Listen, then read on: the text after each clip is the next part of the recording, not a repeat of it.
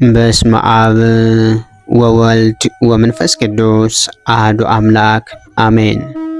እንኳን በሐምሌ 27 ቀን ታስበውና ተከብረው ለሚውሉ ለቅዱሳን በዓላት በዚች ቀን ቅዱስ አሞን በሰማዕትነት ያረፈበት የዕረፍቱ መታሰቢያ በዓል፣ ኢትዮጵያዊቷ ቅድስት መስቀል ክብራ ያረፈችበት የዕረፍቷ መታሰቢያ በዓል፣ የአዳም ልጅ ቅዱስ ሴት የዕረፍቱ መታሰቢያ በዓል በሰላም አደረሳችሁ አደረሰን።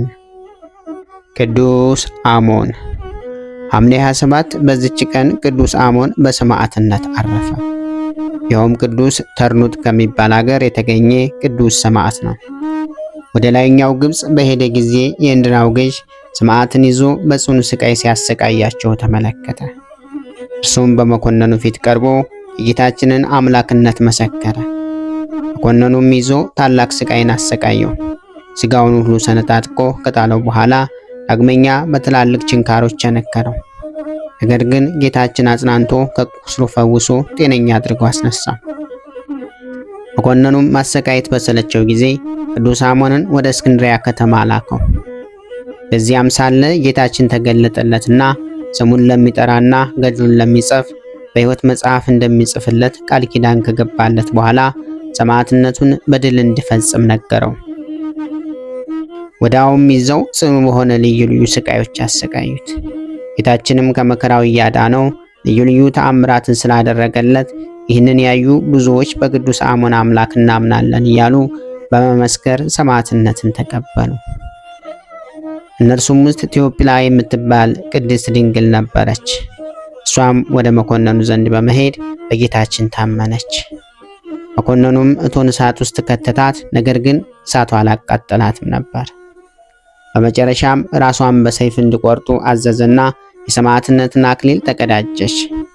ከዚህም በኋላ አባላዘሩን አካሉን ሁሉ በሰይፍ እየቆረጡ ቅዱስ አሞንን እጅግ ካሰቃዩት በኋላ አንገቱን በሰይፍ ቆረጡትና የሰማዕትነቱ ፍጻሜ ሆነ። በመንግሥተ ሰማያትም የክብር አክሊልን ተቀዳጀ። በዚህ ዕለት ታስባና ተከብራ የምትውለው ቅድስት እናታችን ኢትዮጵያዊቷ ቅድስት መስቀል ክብራ ናት። በዚህችም ቀን ኢትዮጵያዊቷ ቅድስት መስቀል ክብራ የዕረፍት በዓሏ ነው። ይህችም ቅድስት የቅዱስ ላሊበላ ባለቤት ስትሆን የትውልድ ሀገሯ ወሎ ላስታ ቡግና ነው።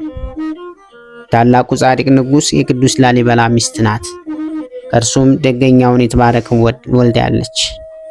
ቅዱስ ላሊበላንና ቅድስት መስቀል ክብራን ሁለቱ እንዲጋቡ ያዘዛቸው መልአኩ ቅዱስ ገብርኤል ነው።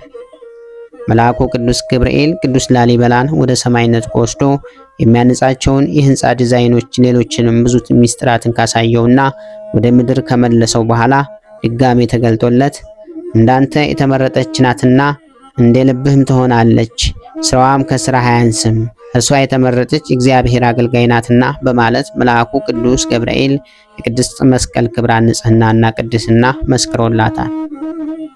ቅዱስ ላሊበላ 11 እጅግ አስደናቂ ፍልፍል ቤተ መቅደሶችን ከመላእክት ጋር ሲያንጽ ታየው ልቧ በመንፈሳዊ ተመስጦ ተመልቶ እሷም እግዚአብሔር ፈቅዶላት አስደናቂውን የአባ ሊባኖስን ቤተ መቅደስ ራሷ እንዳነጸችው መጽሐፈ ገድሏና ገድለ ቅዱስ ላሊበላ ያስረዳናል። ቅድስት መስቀል ክብራን ወደ ትግራይ እየመራ የወሰዳት መልአኩ ቅዱስ ገብርኤል ነው።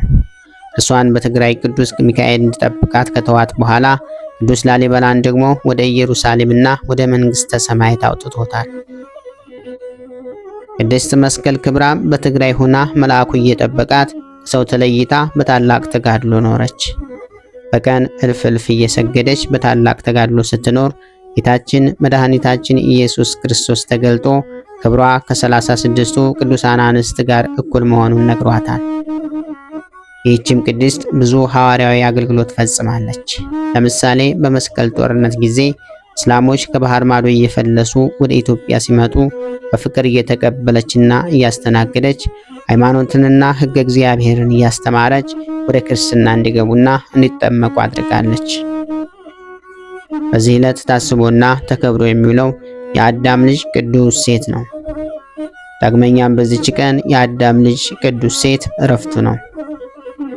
እሱም 205 ዓመት ኖረ። ሄኖስንም ወለደው። ሄኖስንም ከወለደ በኋላ 700 ዓመት ኖረ። ወንዶችንና ሴቶችን ልጆችንም ወለደ። መላ ዕድሜውም 912 በሆነ ጊዜ በሰላም አረፈ። ለእግዚአብሔር ምስጋና ይሁን።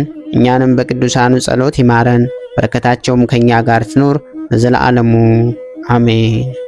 ክብር ምስጋና ይሁን አንድ አምላክ ለሚሆን ለአብ ለወልድ ለመንፈስ ቅዱስ ስም እስከ ዘላለሙ አሜን። ወስብሐት ለእግዚአብሔር ወለወላዲቱ ድንግል ወለመስቀሉ ክቡር። ይቆየን።